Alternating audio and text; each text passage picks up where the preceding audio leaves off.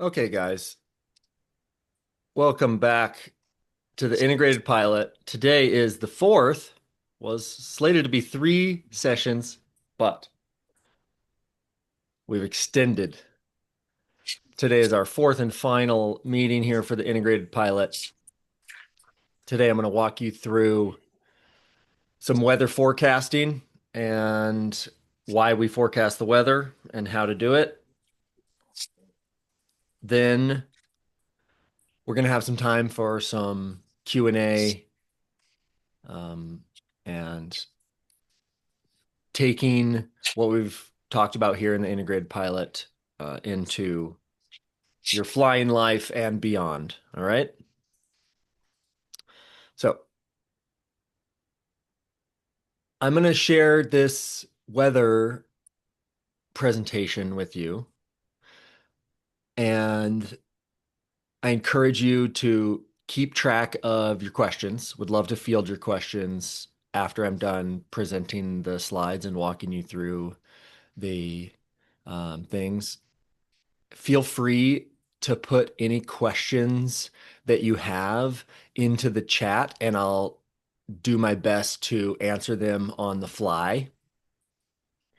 Okay, so if there's something that comes up that um, I'm going to walk you through like all my software and how I do all of that as well. So, like I said, if you have a question, put it into the chat and I'll answer it in real time, and then we can also dive deeper into it once I'm done presenting the meat of this. Sound good? Okay, so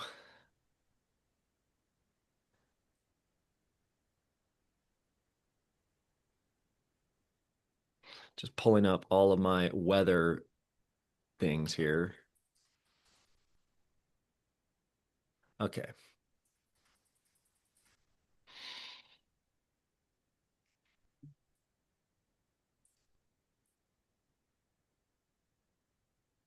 Okay, here.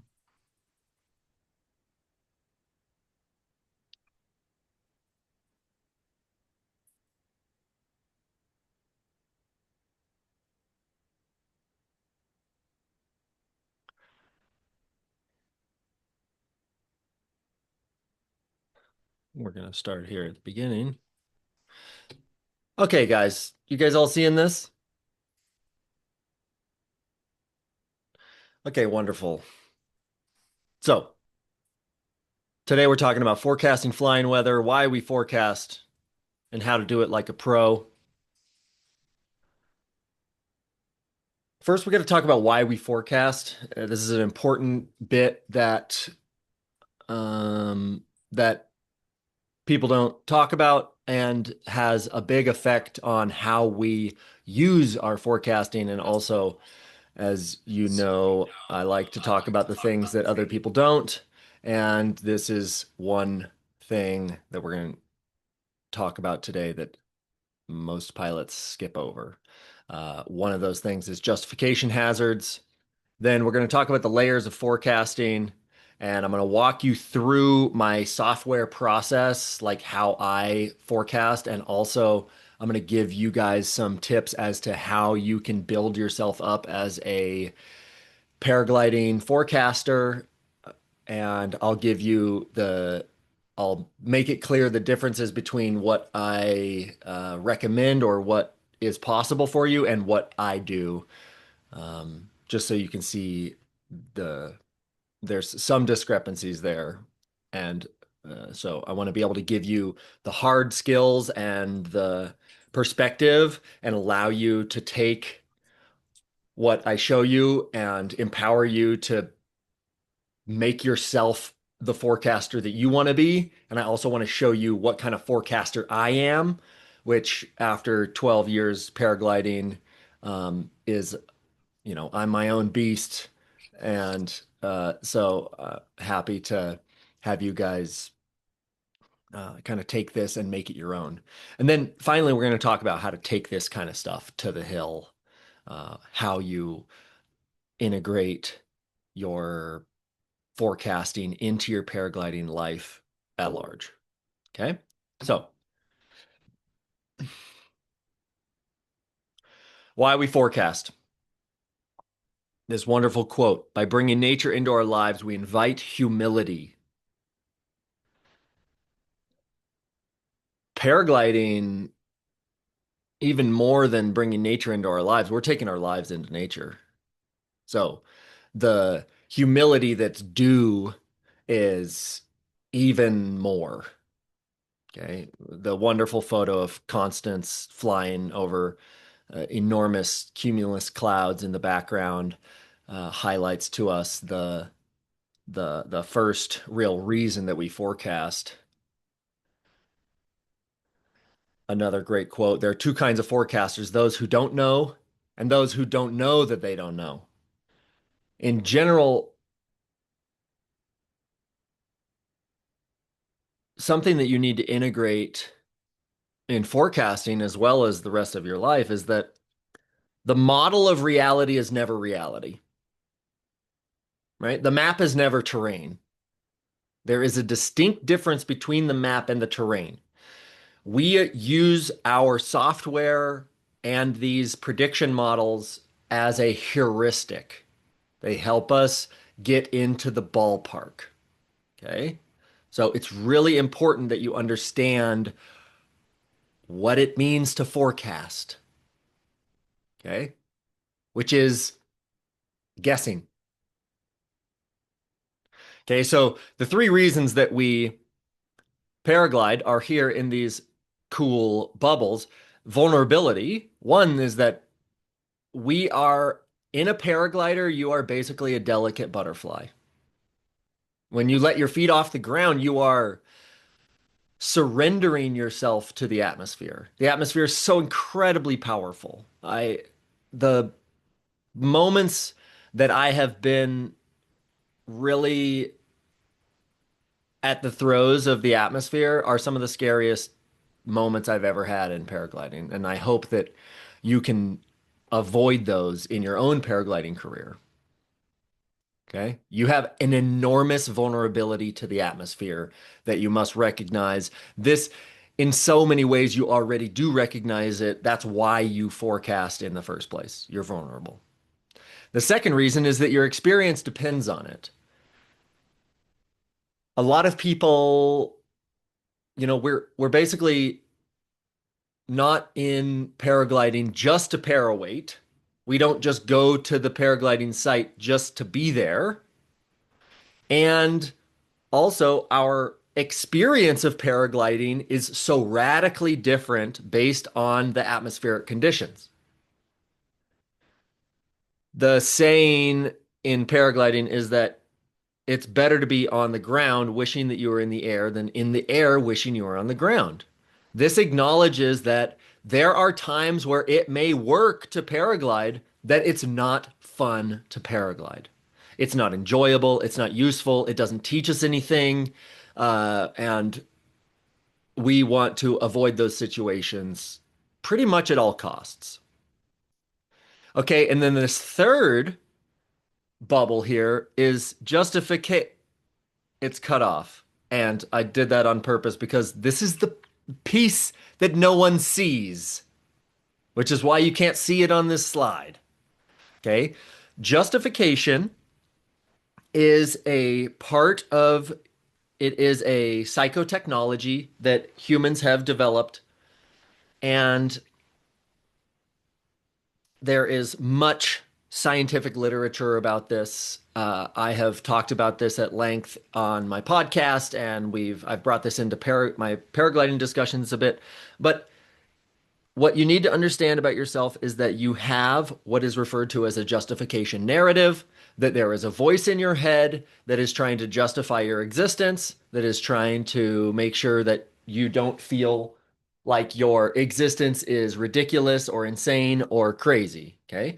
So, literally, when you take a sip of water, when you go and get yourself a glass of water, there is a justification narrative in your head that says, I am thirsty. That justifies getting up out of your seat and going to get the water. Okay.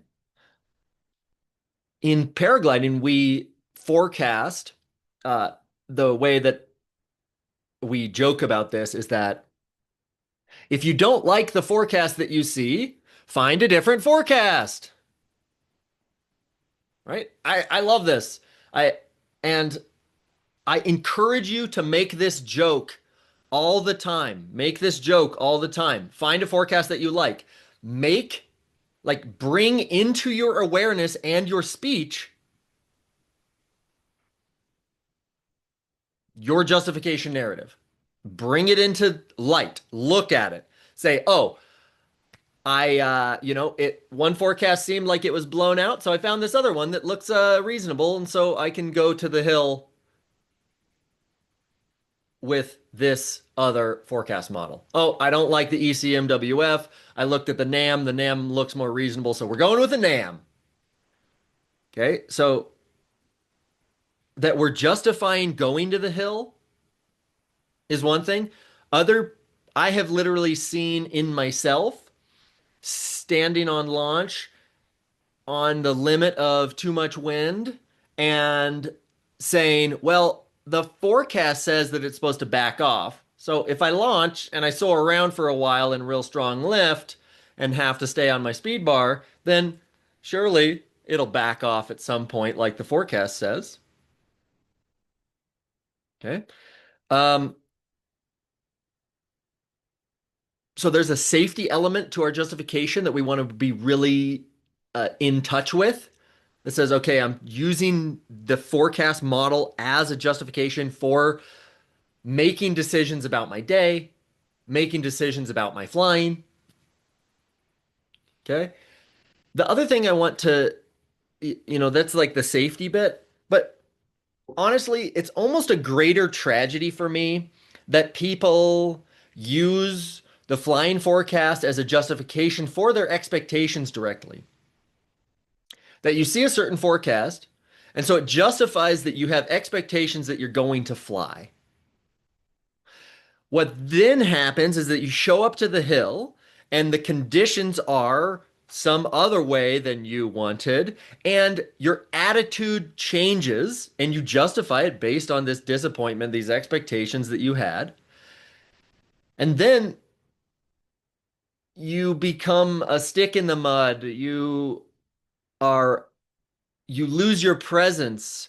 You no longer contribute socially to the people around you. You no longer appreciate your health, your wealth, your relationships.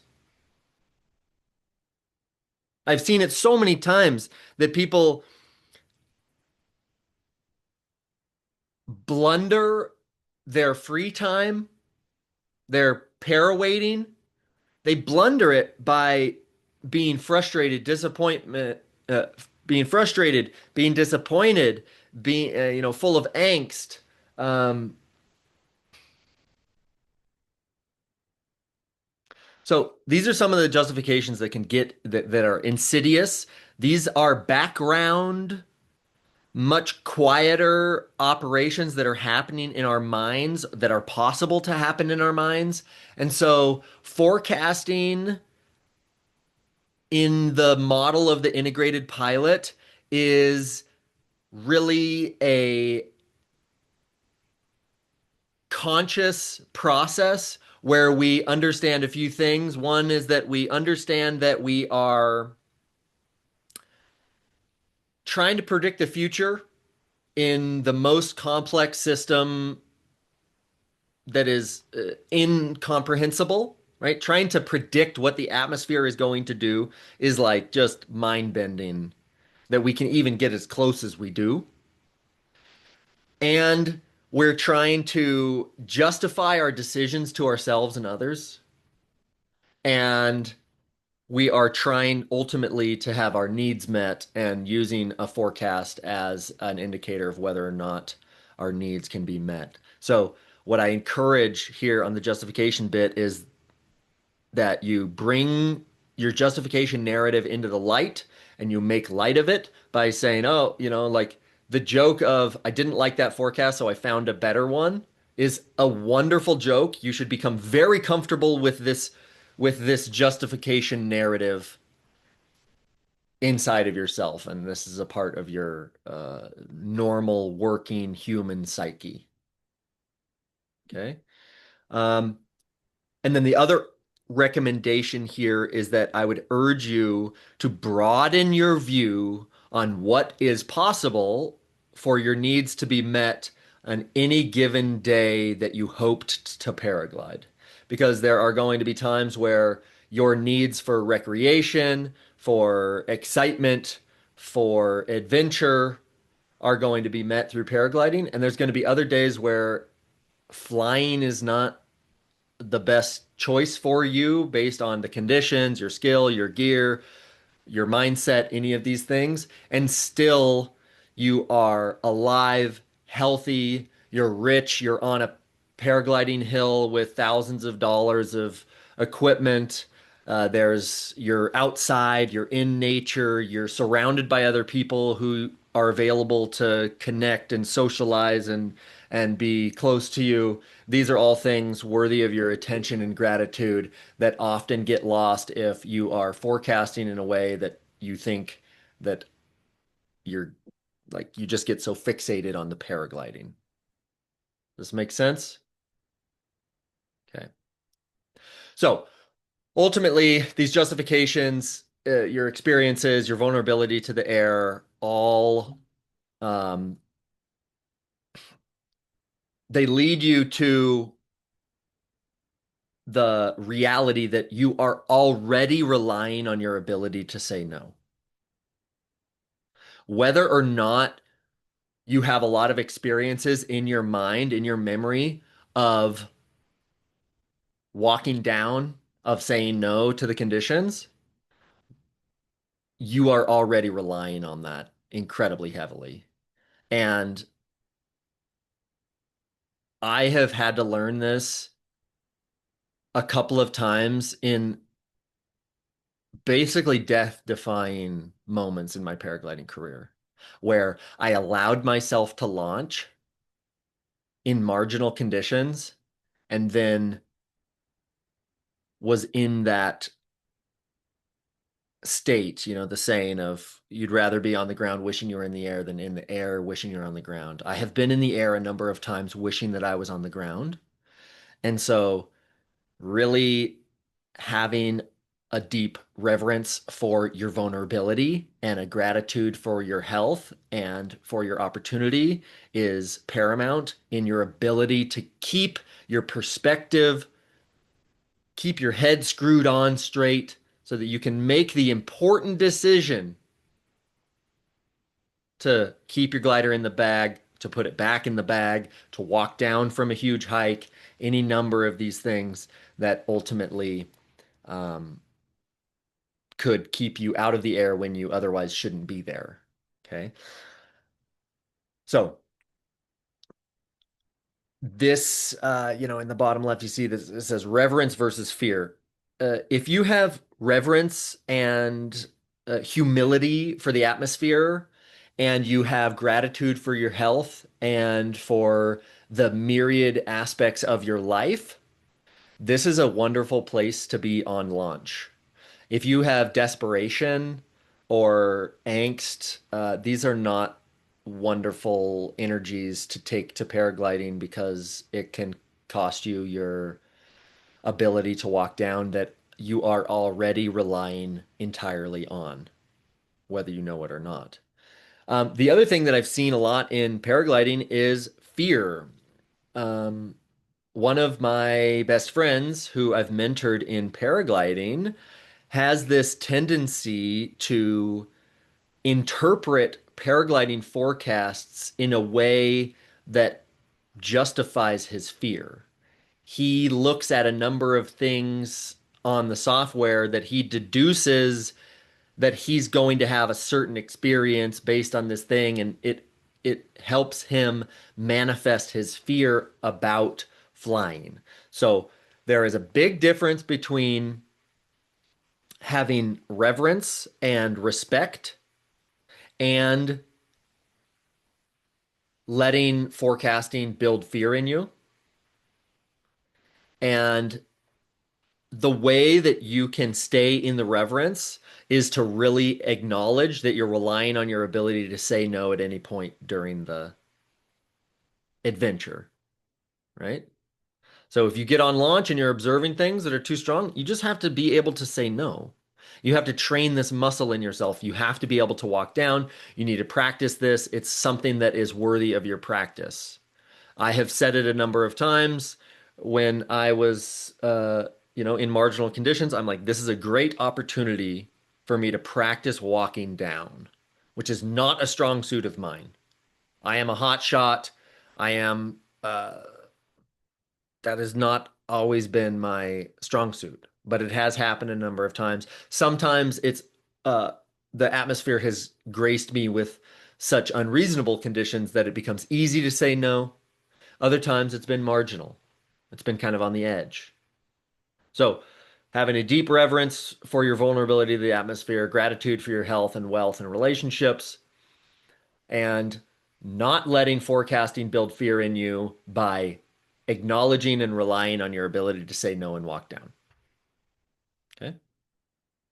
So let's get into the forecasting. That's kind of the how, or that's the why we forecast, and some of the background psychological processes that I think you should be aware of. The layers of forecasting here, from the outside in, this is literally just that you are a human being with senses. You can see, smell, taste, touch, hear. Okay, you have proprioception, you have intuition, there's these other things. These are all of your senses. And in the first call of the integrated pilot, we talked about increasing our sensitivity. This is what I mean right here. Whether or not you can take in information from the outside objectively and uh, use it, that's the first layer. Okay. The second layer is from surface to TOL. TOL is top of lift. So that means that we're not just talking about the surface air. We're not just talking about the wind that blows on the ground. We're talking about the wind that blows on the ground and what it's like 1,000 feet up and 2,000 feet up and 3,000 feet up, and how high is the lift going today? The relevant depth of the atmosphere. Okay.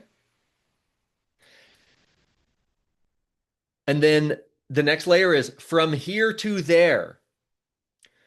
A lot of times early in your paragliding progression, you'll only need to forecast for the site that you're at.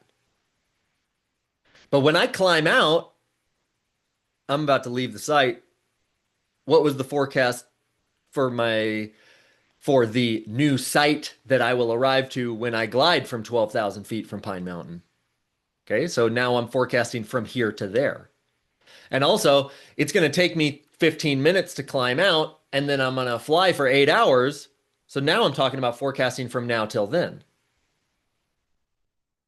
Okay, so these three elements, time, space, and depth, I need to be able to forecast, understanding which of these I need to understand for my day. What am I planning? What kind of flying am I looking at? And how many of these bits do I need to integrate? Okay. As you begin paragliding and you want to have a sled ride, you're basically just looking at surface wind for right here, right now. Right? I'm going to hike up to launch. I'll be there at 11:30. I'll be ready to launch by noon. And I'm trying to do a sled ride. So that means I need noon surface wind right here. It's relatively simple. Okay. But as you get more and more capacity to fly your paraglider for longer, further, and higher, now you start needing to integrate more and more complexifying information in your forecasting. Okay. So to do that, we have layers of software. Okay. So here on the left, we have the here and now. And the here and now is not forecasted. You cannot forecast for the present moment. Instead, you observe. This is where your sensitivity, your objectivity comes in. The here and now is observation. Okay, so it's a really important distinction that we be able to draw observation from forecasting. The map is not the terrain. The model is not reality, but observation is to take information from reality right here, right now. Okay. Once we're talking about the here, now, and later, now we are into the realm of forecasting. The software that I use for that, historically, for the last 13 years, has been NOAA. It's very simple. I I've trusted the NOAA forecast. It's been pretty accurate for me, and it gives me a decent ballpark. Also, Windy is great. This is what most people use. They pull up the app, they click on the spot, or they have their favorite saved, and it tells them what the wind is going to do on the surface for now, looking forward. Okay. Once we start talking about the surface to the top of lift, now and later, we're talking about the wind gram. I'm going to walk you through each of these pieces of software as well. So, okay, we're talking about the wind gram. Um, Super useful for forecasting what the day could look like at our favorite flying site. And then once we're talking about here to there, surface to top of lift, now and later, now we have to use a more advanced piece of software. None of these are free. XC Skies or SkySight are both very powerful. And then on the right here, you see this is my extra dot. The yellow is empowering and invigorating. Okay.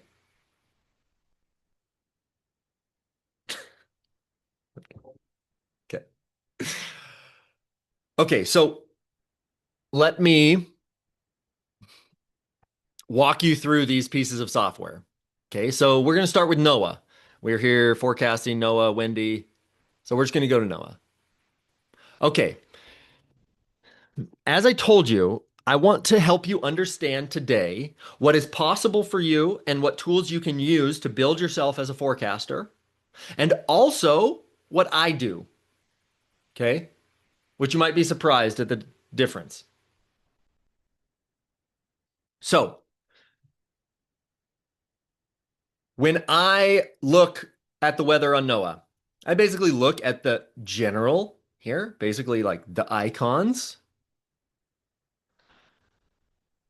Then I scroll down. It's here, hourly weather forecast, or here, this graph. And I like to look at it like this. This is for one site. This is one point on Earth. And this is a tabular weather forecast. Okay, so it's showing us the temperature, the wind chill, the dew point here on this graph. Then it's showing our wind direction, strength, and gusts here. And then it's showing relative humidity, precipitation potential, sky cover. Okay, and then all of these are rain, thunder, snow, freezing rain, sleet, all of these things, right?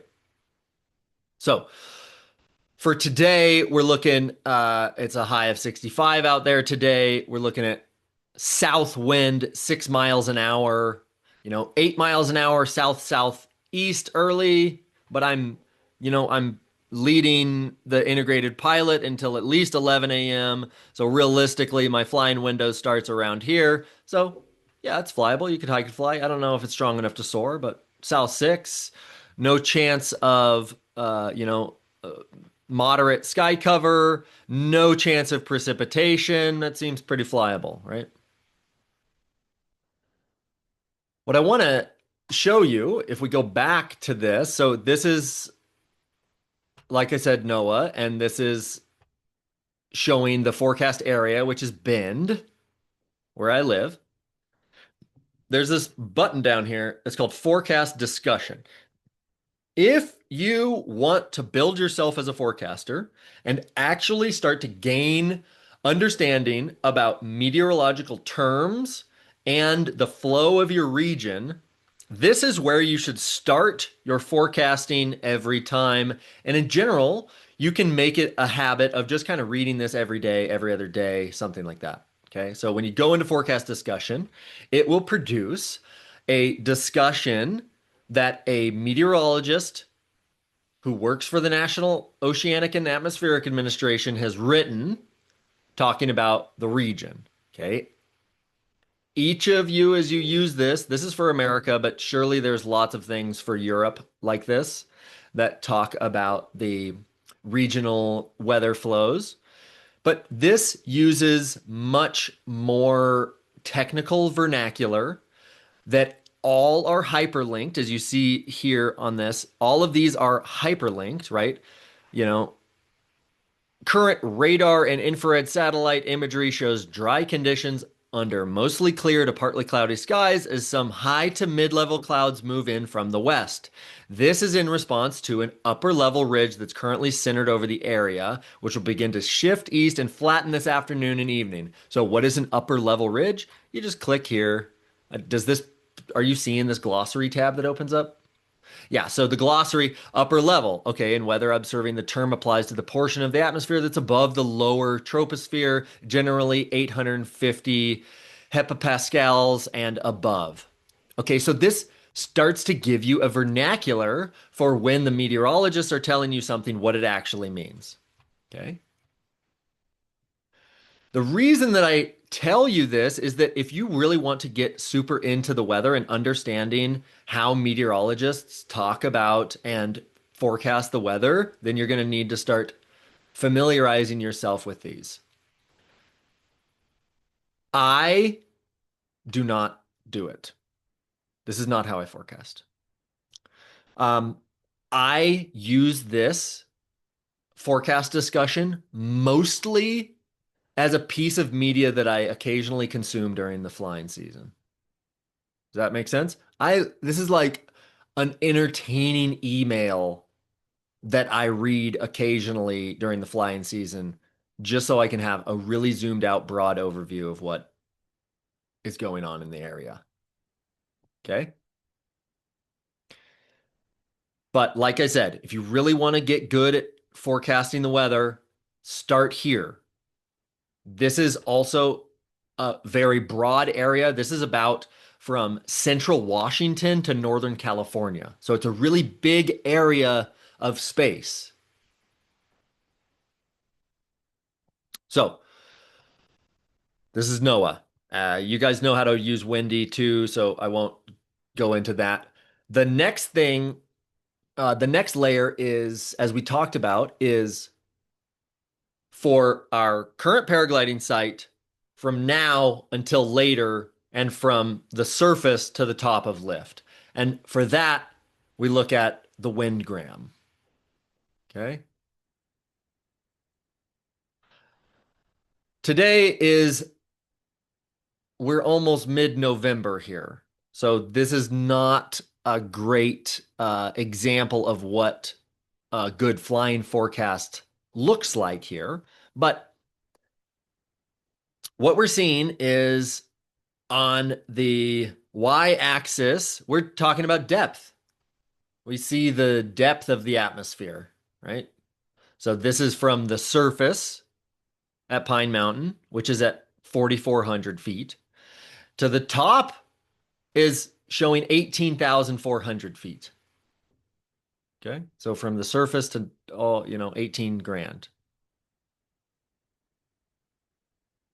It's showing that we have low level clouds during the morning that then are going to grow and get taller and taller. So this shape that you're seeing in this cloud in these cloud icons is kind of the shape that you will get used to seeing when you're looking at a flyable cross country day or a flyable day in general. You're looking for this arc that shows that as the day heats and progresses, the top of lift will go up and that cloud base will rise.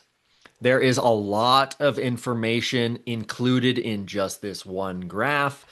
These lines are wind lines. They are showing you how strong the wind will be aloft and at the surface. So at the surface, we're looking at, here. Does everyone know how to read these lines? So the wind line,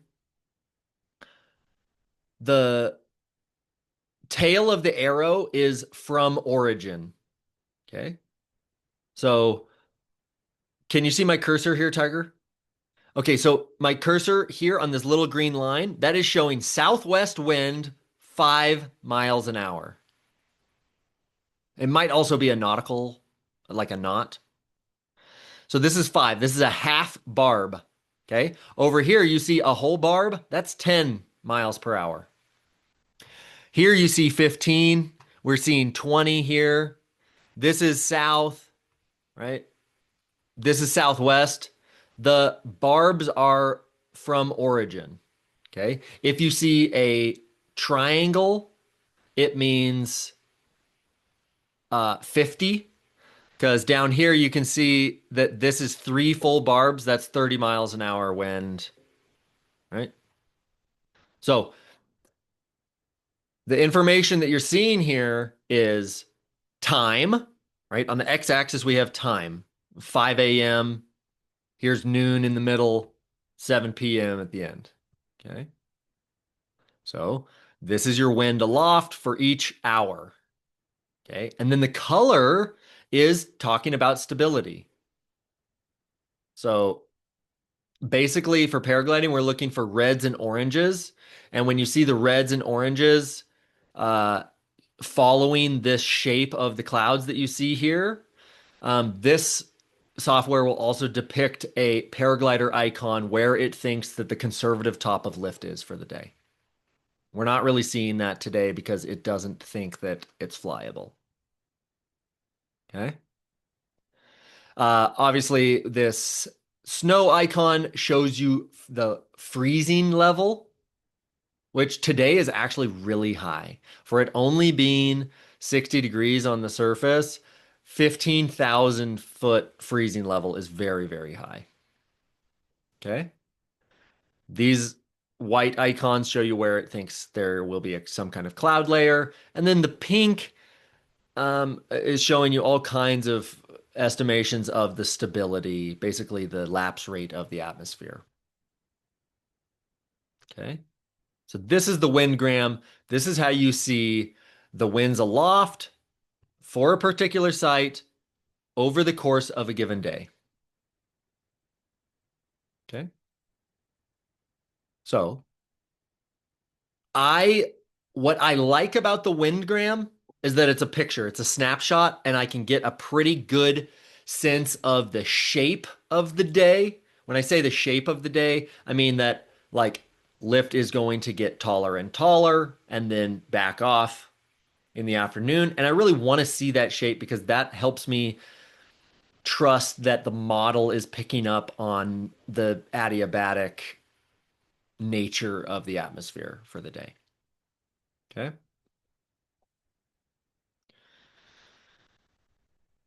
It's not the Windgram. I would say the reputation of the Windgram is that it's not that accurate, but it's really super fun and very useful. Right? I think a lot of us like to look at it every day. It's kind of the place I start. And unless the day shows a big, nice shape to it, then I won't even go any further into my forecasting. Okay.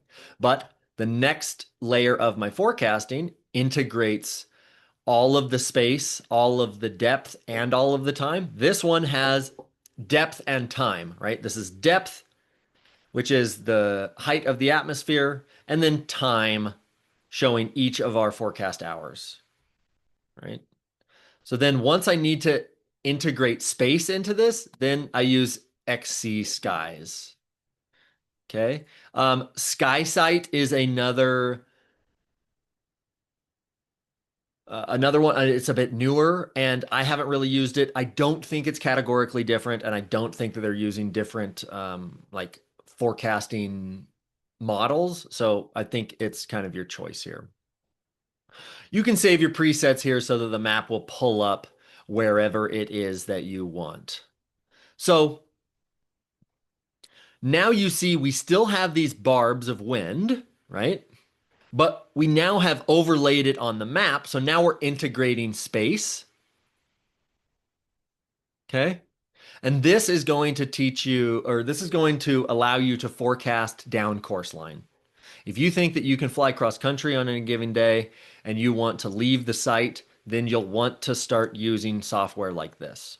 Okay, so I'm going to zoom in just a bit here. So this is my hometown of Bend, Oregon, and this is my paragliding site, my home paragliding site. It's called Pine Mountain. There's a number of things that I do first on this.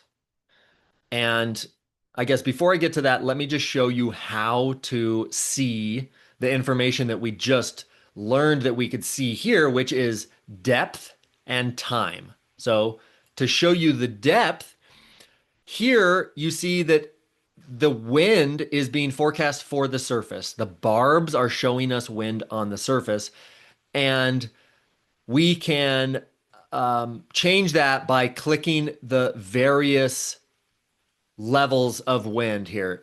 6,000 feet, 8,000 feet, 10,000 feet, 12,000 feet, 14. So on a big flying day in the summer here, it's not uncommon for the lift to be in excess of 12, 14,000 feet. So I'll be looking at really the top of lift, and then a couple thousand feet above top of lift is relevant for cross country flying, basically because the high level uppers will affect the thermals at the top of lift. So I like to look a little bit higher than what it estimates the top of lift to be.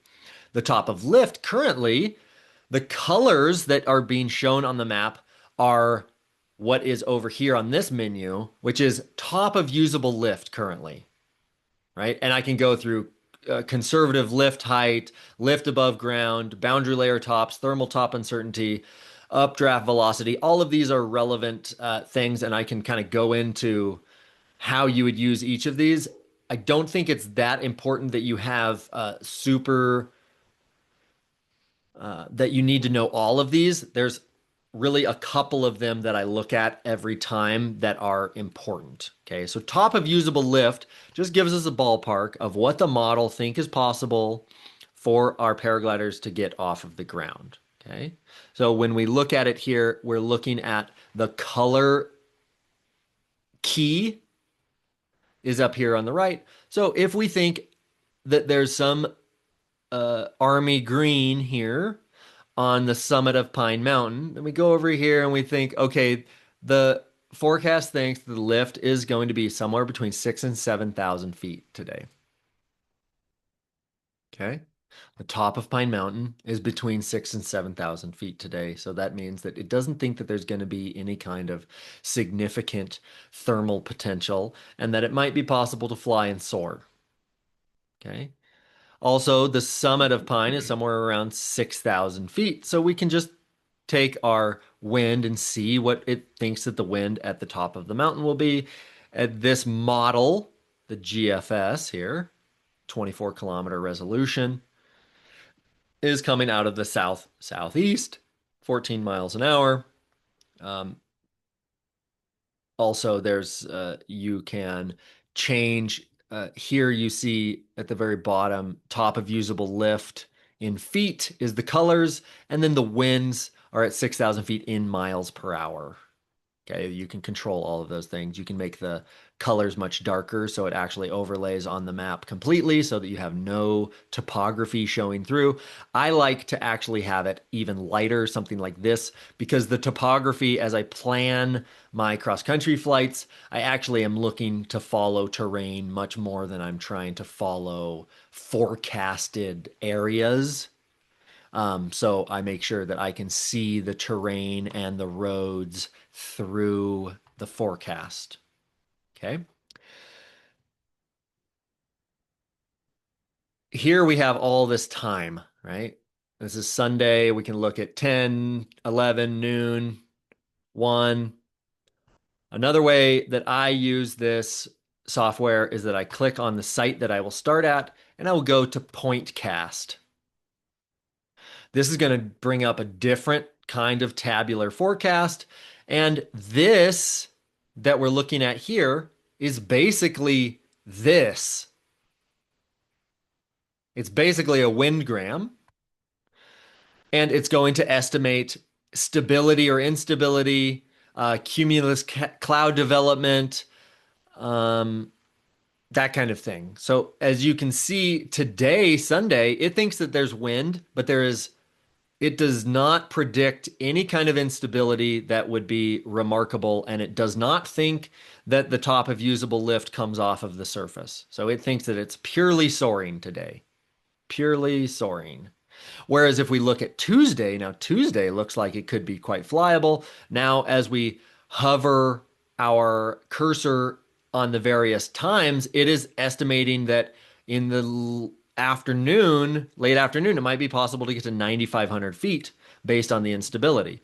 The color also corresponds to the instability itself, or in this case, partial vertical velocity, which is estimating how fast thermals might be rising in the atmosphere that day at that altitude. Okay. When you see white, it's estimating your cumulus cloud development and its depth. So if there's going to be a thunderstorm, you'll see this white layer actually be really tall and deep, and that is a good indication that there may be too much instability for you to safely fly. Is this making sense? I'm seeing you, Tiger, so I'm kind of using your nods as an indicator here. So, sorry about all the confusion earlier, people. I was having to feed the cat, so you probably had some interesting views from my feed.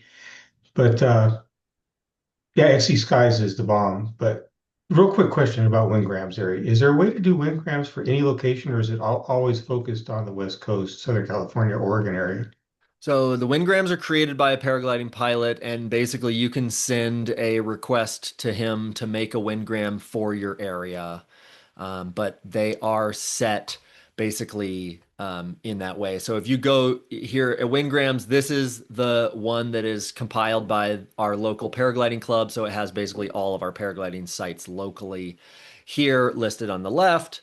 And then if you go to Wingrams Explorer, then now you will start to see every site that has a Wingram created for it. That Wingrams are not like just this is wx2fly.net. This is not the only, like, he is not the only meteorologist that compiles windgrams for paragliding specific sites globally.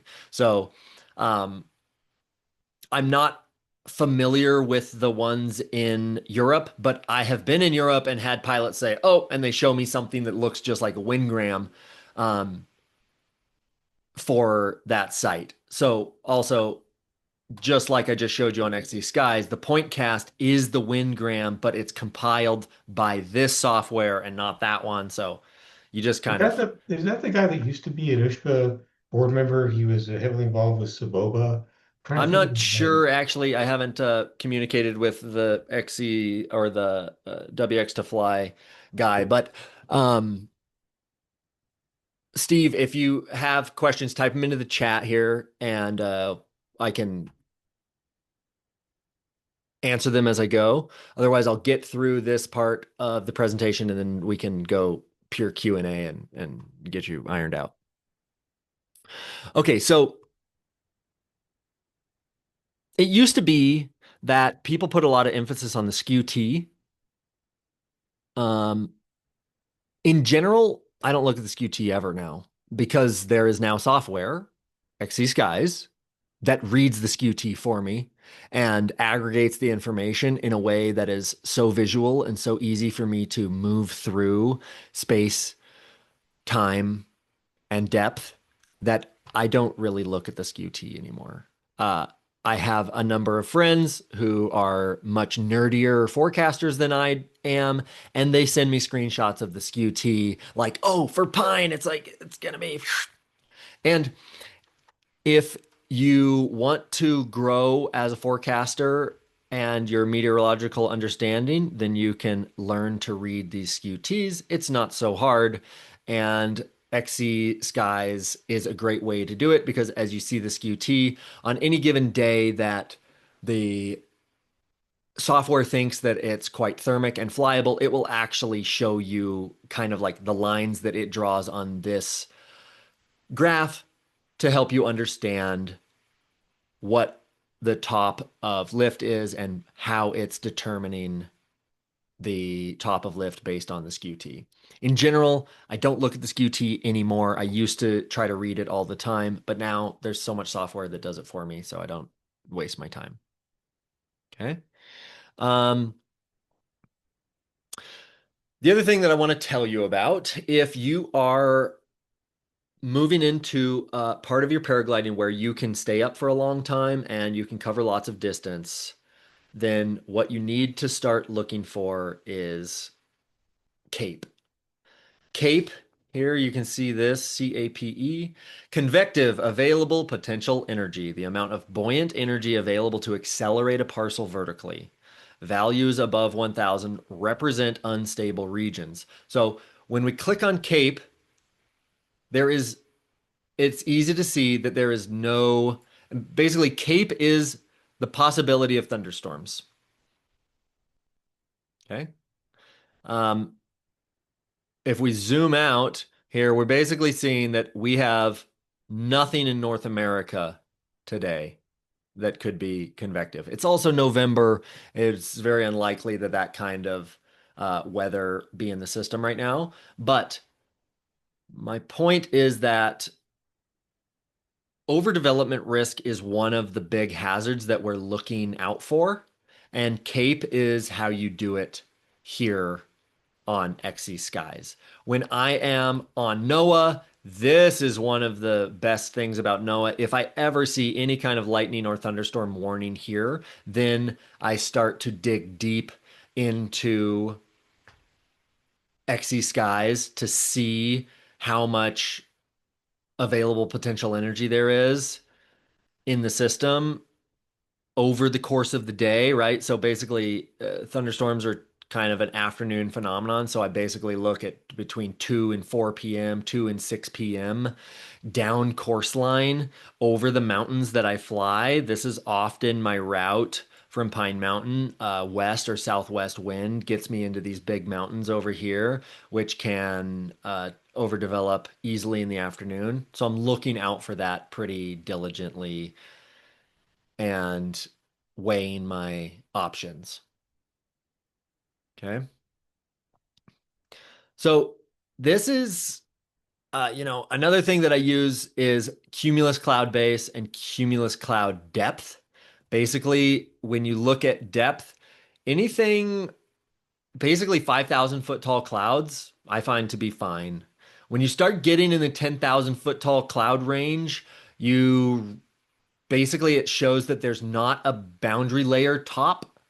Boundary layer tops are basically an inversion in the atmosphere that is a warm layer of the air that will stop cloud development from getting really, really tall and becoming a thunderstorm. So cumulus cloud base is like a really good indication of how good the day is going to be. If there's cumulus cloud base at 20 or at 15,000 feet over the flats, that's a day that I'm looking to fly, and that the clouds don't get 10,000 feet deep is kind of a green light for me. Okay.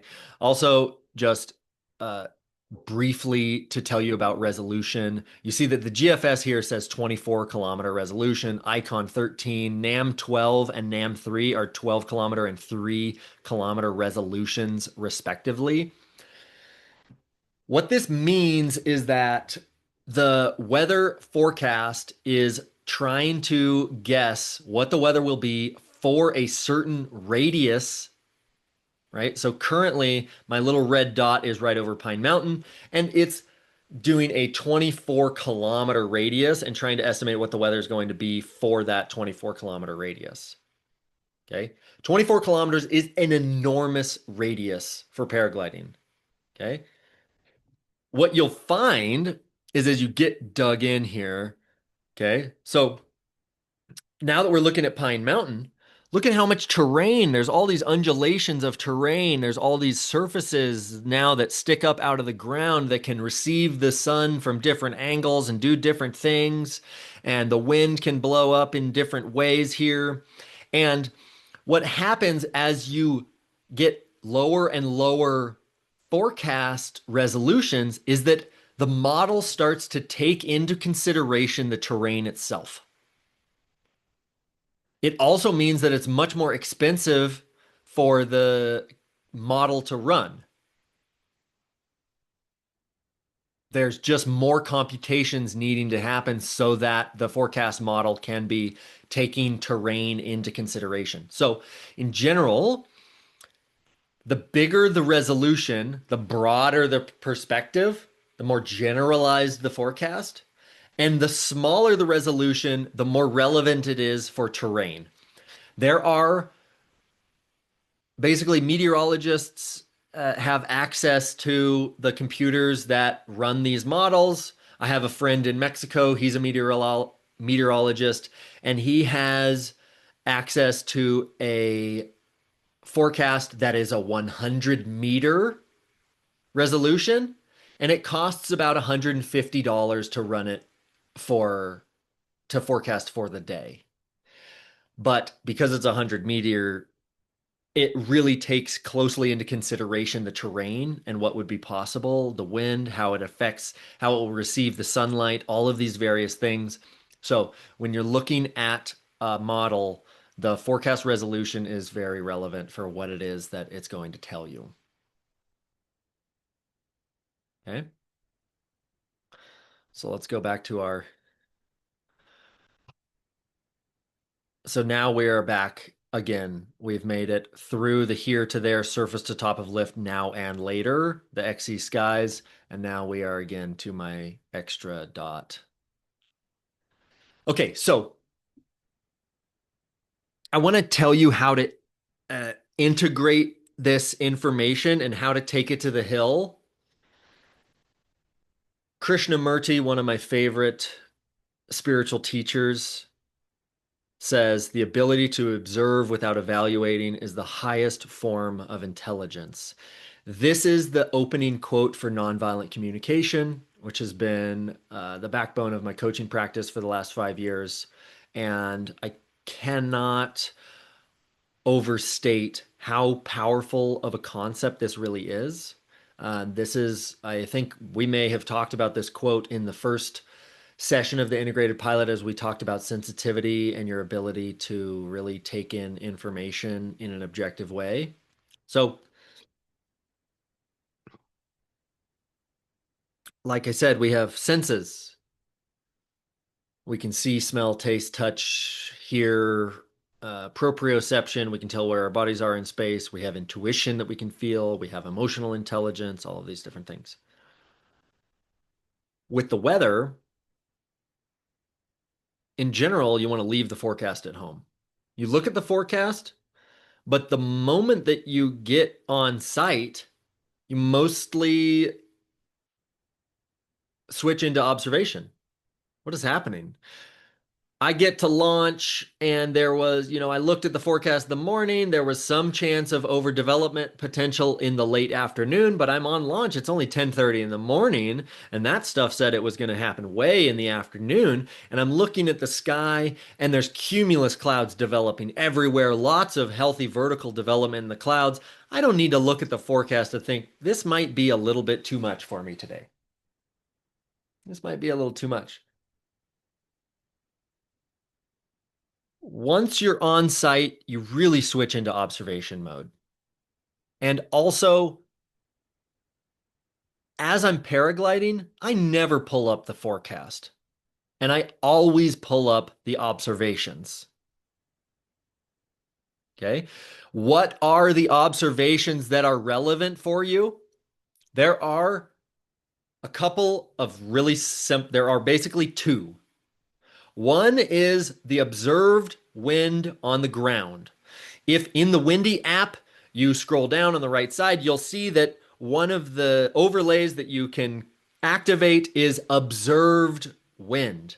That means that there is a weather station on the ground that is spinning in the wind and is transmitting its information to the server that then Windy is aggregating. So when you're flying, you can pull up Windy and you can look down. What is the wind on the ground? right? Because being really windy at 15,000 feet off of the ground never hurt anybody, and landing backwards and getting drug into a barbed wire fence has hurt many. So, what is the observed wind on the ground? That's the relevant observation. The other really relevant observation is the radar. Okay. The radar, there are satellites spinning around the Earth that are actively shooting radar at the ground. And what the radar tells you is where there are really big swaths of moisture. It is reading how much water is in the air. And when you are flying, the weather radar helps you understand where the clouds have gotten so deep and there is so much moisture in the area that it would be ridiculous for you to fly into that area. The times that I use the radar are when I am flying, there is much cumulus development, and the conditions seem good, but I can't quite tell how tall the clouds are. I'll pull up the radar. What I've found from my experience of using the radar to observe the conditions while I'm in the air is that if it's showing up on the radar, it's really, really serious. Meaning that there can be clouds that look to me to be too big that still won't show up on the radar. Okay. There can also be some kind of lag time in the radar feed. So when you are flying your paraglider, you are using your eyes and you are looking at the sky, you are looking at the ground. Is there huge white caps on water? Are the trees bending over and moving? Are the clouds really, really big? Is there shade now growing across the ground because of the cumulus clouds that we're seeing? You really must leave the forecast at home and you begin to observe as keenly as you possibly can, and you do it without evaluating as best you can. Because you say, oh, the water is white capping. That's all you can know. Um, your judgment of that is going to come, but you can tell something about just the observation of what it is that you're seeing through that. Does that make sense? Leave the forecast at home. Your observations are always better than forecasts. Sometimes you can look up course line and you look for weather stations that are further down course line or further upwind. You know, usually wind kind of like travel, so it's like, oh, like 5 miles away now the wind sensor is now gusting to 35. It's like I don't want to be flying downwind of some sensor that's like getting huge gust. It's coming my way. Okay. So I hope that this has been useful. Any questions? Let's get any weather forecasting questions you might have answered for you. I know that was a lot of this is a lot of information in that you're gonna have this recording so that you can go back over and yada.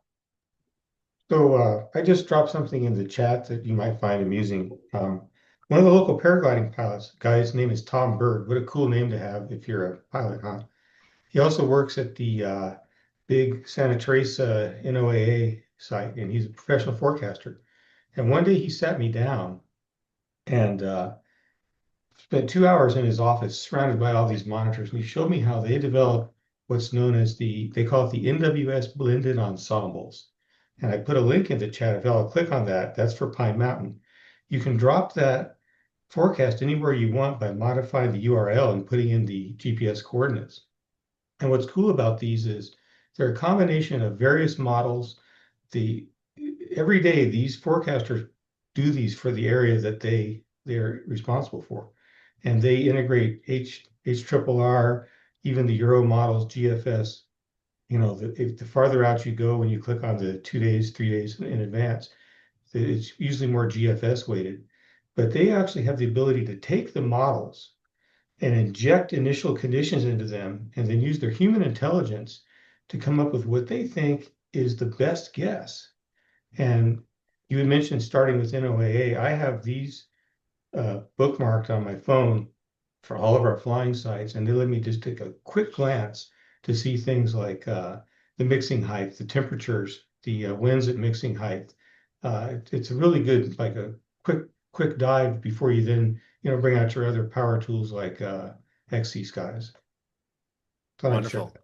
Yeah, I think just maybe before you came on, we went through the ensemble NOAA graph. I saw that, but is that the same thing that I just dropped into the chat?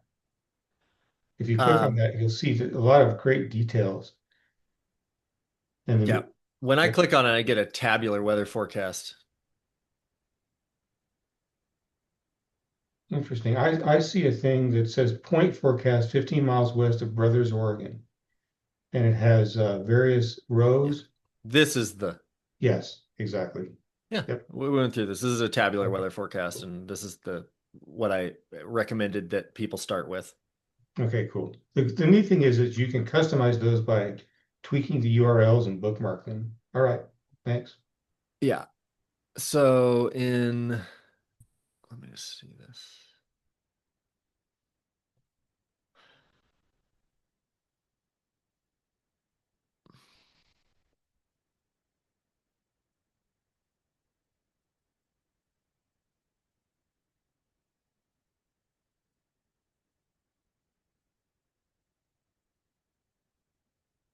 Hmm.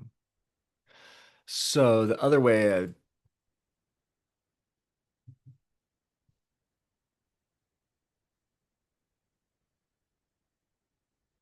so let me share this with you.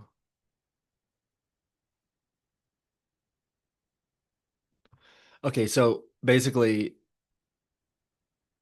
before you like the ensemble, like the weather graph, before you go there, like this map here, you can modify the site without having to have without having to modify the URL. You just click on the map and it will pull up a new page for this forecast area. The green square is the forecast area. So when we talked about forecast resolution, we're actually seeing the resolution based on the size of this green square here. Then from that place, you can get the ensemble here by the hourly weather forecast, but you can also get the forecast discussion and various different pieces of information, radar and satellite imagery, that kind of stuff. Okay. So NOAA is a great place to start. Um, but I don't think that NOAA, the like, there are just so many forecast models now, and the forecast models, every day that the model predicts the weather, it then gets the weather data gets collected, the observations, and then the model gets compared to the observation, and the model gets tweaked over time, or at least it gets graphed over time with the accuracy of how well it is predicting what gets observed on the ground. And currently, the GFS is actually behind the ECMWF in accuracy. I find the ECMWF to be dramatic and over exaggerates the strength of the wind here in Central Oregon. But one thing that you need to know about forecasting is that you're only like your relevant experience of forecasting is not that you look at colors and information on a screen. It's that you look at those things on the screen and then you become the weather station when you get to the site and you start to see, okay, it forecasted for this gusting this from this direction, and now I'm on site and I see it's west 15 gusting 25. I might have forecasted it for the bottom of the valley, and now I'm standing on the summit of the mountain and the wind is very different. So it's like building the skill of taking what it is that you're seeing on the screen and turning it into an expectation or an estimation about what you might expect to find in the real world. Now, as you have this forecasting skill, you're building it with your experience on the ground, because just being able to forecast is totally irrelevant. It's like it doesn't even make any sense unless we start to apply it. The applied forecasting is that we start to build an understanding of what this feels like with this.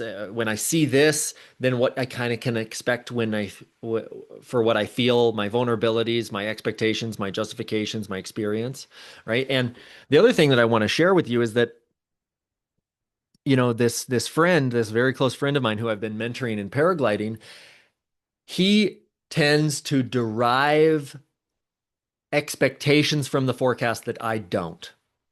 Meaning that he looks at things and he says, "Oh wow, it's going to be a really rowdy day." He says, "Oh, there's lift to 14,000 feet. It's going to be a really rowdy day." And I say, "What is it that you see there that makes you think it's going to be rowdy? And what do you mean rowdy?"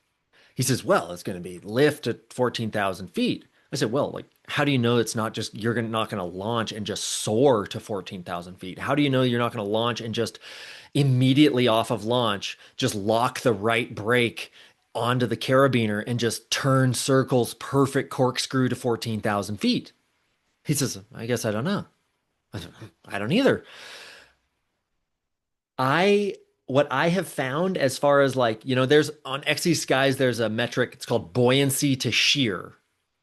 And a lot of people give it a lot of weight, and I haven't really found that I can really trust that it tells me anything about what I can expect about my experience. You know, I've flown, you know, I've flown, I don't know, I probably have 50 flights over 200 kilometers, and I have found that in a given day, I can take an enormous collapse. I remember one day I took the most violent collapse at full speed on a two-liner I've ever experienced, followed by another violent collapse. And I opened the glider again and it collapsed again. And I was like, oh, wow, I am in a wicked little parcel of air. An hour later, the like ideal, completely ideal conditions for the rest of the day. So it's like, was that in the forecast and I didn't see it? Was it like a little fluke? There's just, I guess the point I'm trying to make here is at this point, having flown 12 seasons, lots of competitions, tons of big XC all over the world, I have so much humility for what it is that I can understand about the experience that I can expect based on the forecast. But I will tell you that one thing I typically look for is called coherence. If the ECMWF thinks it's going to gust to 50, but the NAM thinks it's flyable, there's a red flag for me, right? If the NAM thinks it's flyable, the GFS thinks it's flyable, ECMWF thinks it's flyable, the HER thinks it's flyable, then it's like green light to get to go out, right? There's also kind of ways, I talked about this earlier, but if I don't like the forecast, then I'll try to find a forecast that justifies me spending my time in a certain way. There's ways that I can kind of investigate what is it that is creating this discrepancy here. Is this a resolution model? Is this a issue that um, it's not tabulating for the effect of the terrain? What exactly is going on here?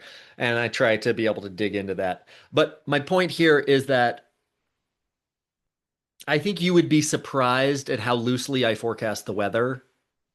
And I'm basically just looking to avoid really glaringly obvious hazards more than I'm looking for perfect conditions. Because what you end up finding is that as you build experience, that it's incredible how narrow the window for paragliding is and how broad it is. It's like, just depends on who you are. Like, you can fly through bumpy air pretty much all damn day, and it'll make some people sick, and it'll make some people scared, and it'll make some people entertained. And it just becomes like kind of finding out who you are and what kind of experience you want to have. And also, just I recommend that you start with conservative. You just kind of like take it down a little bit.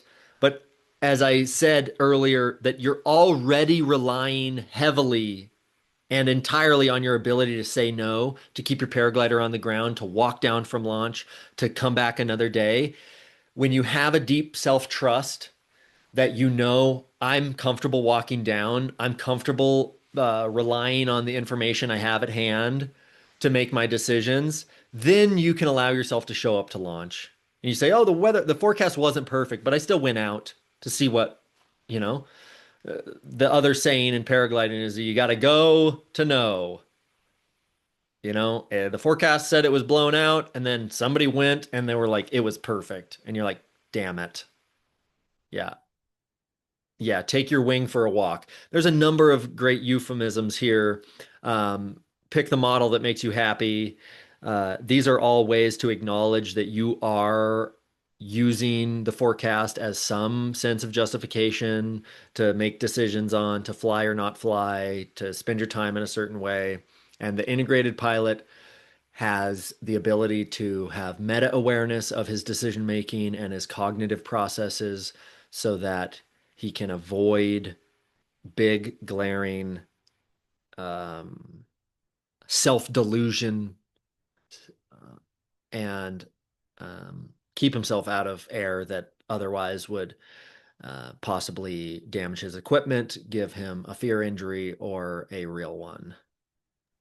Over the years, the more I've taken my wing out for a walk and, over hundreds of times out to a site and having the forecast either be accurate or wildly wrong, like pessimistic or optimistic, you Uh-huh. start to build this mental model Yeah. of what it might work. Like times of year here in the El Paso area, NAM 3K in the summer during the thunderstorm season predicts the location of the cells much better than HRRR. I don't know why. We just noticed Mhm. that. There's one site where for years I drive out there 2 hours away. It's a beautiful ridge soaring site, our secret site. And we'd just be skunked because the forecast would say, well, it's going to be like 12 miles an hour at the ridge. And we'd get up there and it'd be like close to 30. Mhm. And so finally I realized that there was a multiplier because of the Venturi that comes up this valley Mhm. and the Venturi over the site. And so I came up with this model and I'm almost 100% now. I take the average of the forecast wind direction from my three favorite models, I multiply it by two and I add 2 miles an hour. And that's the wind at launch. And it just works. And you wouldn't Yeah. have known that if you hadn't gone out there over and over and over again and gotten skunked. Yeah. And I like that. And also the the attitude that you have to continue to show up as the observation, like you are a little weather station, you're a gray-haired weather station, and you're happy to drive 2 hours to go see what it is and also make sense of what it was that you saw in the forecast to what it is that you're seeing observed wind. This is something that, as a paraglide pilot, this is what it means to be an integrated pilot. It's like if you are constantly disappointed to the point of frustration by the weather, then you're doing it wrong. You're not seeing all of your layers of expectation, and you're not really clear on what paragliding is giving you, what you're getting from it, all of these various things. So I like this, Steve. This is some gray-haired wisdom here that you really want to be able to continue to show up in a way that has you curious. You're like, oh, wow, the forecast was wrong. Why is it wrong? Oh, this is the third time I've been here and the forecast is wrong. What is happening here? What's going on? What is it not taking into effect? And it might be, oh, I'm going to send $150 to this guy so he'll run the 100-meter resolution on this site so I can see what it guesses will what effect the terrain will have on the wind speed. And sure enough, there it is. Oh, once we have a 100-meter resolution, then we see, oh, yeah, it understands that the valley wind is going to venturi through this valley and become 25 knots on launch. And Steve is kind of doing that interpolation on his own with the, Fahrenheit to Celsius calculation for wind speed. It also helps if the site is just a beautiful place to go visit. I mean, some of our sites are so remote, nobody out there, and it's just great to be out there. And it's because I used to before I flew paragliders, I was like a mountaineer hiker. So heck, I'm out there having a good time. I agree, Steve. And this is something that I touched on, I think, just before you joined the call. But the things that you need to be this observation weather station and to do it into perpetuity are your um, gratitude, really, for your health, wealth, and relationships. Obviously, if you're standing on a mountain launch with thousands of dollars of paragliding equipment and a ton of free time to be there in the first place, like things have just gone so fucking well for you that it is just a wonderful thing to keep in mind. And this is something that, Tiger, as I mentioned, he came out and trained with me for a week, and we had mediocre weather, and we had such a wonderful time being outside all week. We were just outside. We were in the sun. We were in the wind. We were in the, whatever it was. We were outside and we uh, took whatever opportunity nature gave us, whether it was going to be, doing breath work on launch, whether it was going to be connecting as like men and friends, or whether that was going to be exchanging knowledge about paragliding, sharing experiences. All of those things are available to us. Paragliding is incredibly addictive and it gives us huge releases of dopamine and other reward chemicals in our brain. And it's really easy to lose sight of the gratitude, the presence, the appreciation, the opportunity. And so, taking your wing for a walk and being in beautiful places in nature is just worthwhile in and of itself.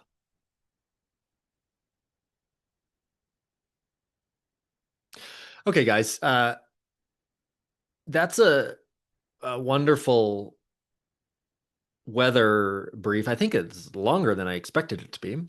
So I want to open up the next half hour for any kind of Q&A, any allowing me to support you in your paragliding career, where you are and where it is that you want to go.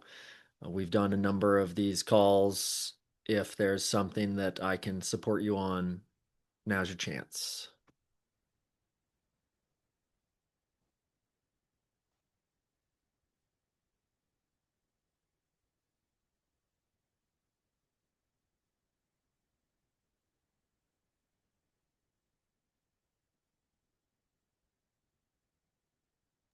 I might have missed it the other day because I had to leave early. Can you talk real quick about just the general principles of spinning out a cravat? Why does it work? Which way do you spin to get rid of a cravat on the left side versus the right side? One of the things I've got a problem with, people tell me you spin the side that's cravated, but if it's cravated, do the brakes work? It doesn't seem logical. Okay. Yeah. So first, you have to understand what a cravat is. A cravat is when the glider collapses, and then the airspeed, the forward airspeed of the glider, takes the sail of the glider and pushes it against the lines. Okay, this is what keeps the glider from reinflating. It doesn't have to be in a knot. It doesn't have to be really enormously tangled or horribly knotted for it to stay on the lines with forward airspeed. As long as the air is continuing to push the sail against the lines, it keeps it stuck onto the lines. Okay. So knowing that, Spinning the glider means that you take the airspeed that is forward and you turn it into backwards, briefly, momentarily. When you spin the glider on the side that it is crevated, that side goes backwards briefly, which means that the air comes from behind the lines and pushes the sail off of the lines, which gives it a chance to reopen. The question about if my glider is super crevated, how do I spin it? Because the damn thing is so slack now, the brake is just spaghetti. When the cravat is of sufficient size, like there is a sufficiently large part of the span that is cravated, exactly what you say can be the case, that that brake line becomes very spaghetti and it's basically there's nothing there. So in that case, when you have really, really big cravats, your best bet is stalling the glider entirely. You weight shift the flying side, you pull the brake. Usually, if the cravat is really big and you just try to keep heading, meaning that you weight shift, you got a big right side cravat, we weight shift left, we pull the left brake so that it continues flying straight. Now we're really, really close to stall speed on its own. And a lot of the times, if it is such a big cravat that there's no brake tension at all on the other side, that just doing this process is going to stall the entirety of the glider. And then in that moment, you're going to get that backward airflow that's going to clear the cravat, and then just letting it shoot again, you usually have span. Um, my experience, especially flying two liners, is that you don't actually need full stalls to clear cravats that are really big. Deep stall is all that it takes, really just like weight shifting the glider and being super present and familiar with this moment of stall. Right as it comes to stall, you'll notice that the sail will loosen on the lines, like right at the stall point, because basically the forward airspeed slows to the point that the internal pressure starts, the airspeed lowers to the point that the internal pressure is kind of equalized and it's going to start pushing out from the inside of the sail. Does this make sense? And then, so you don't actually have to have like big, big stalls for you to clear the cravat. Okay. The other thing that spinning does, basically, when you're flying a paraglider, you have a mass of air because you have a top and bottom surface. You have a mass of air that's captive inside of the glider. There is a volume of air inside of the glider. That volume has inertia because it's captive inside of the glider and now is moving forward with the glider. And the other thing it does is it has a certain volume because the glider has a certain volume. When you pull the brake down, you both change the shape of the glider. You also change the volume of the glider. So if you yank down on the brake, right, you have two surfaces. You have a top and bottom. Like this is the tail. This is a cross section of the tail. If you yank down on the brake, now you get this effect. So you're literally lowering the internal volume of the glider, which when you lower the volume, you increase the pressure. Okay, so if you have a cravat and you pound on the brake, you're not only changing the airspeed, you're also changing the internal pressure of the glider, which those two things work together to blow out whatever cravat that you have. Does that make sense? So this is another reason why I've made a number of videos on this. I think the most thorough is Mitch, and he was flying in the Karakoram. So look for the video that talks about the Karakoram pilot because he takes an enormous collapse and has to spin the glider 3 times to clear the cravat. And so I really go into depth about all kinds of tactical and technical understanding of clearing cravats.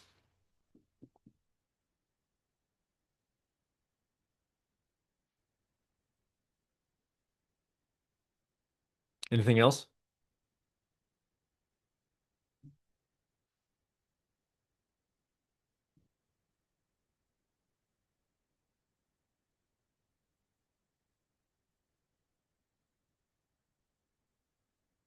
Okay, man. This has been a wonderful time together.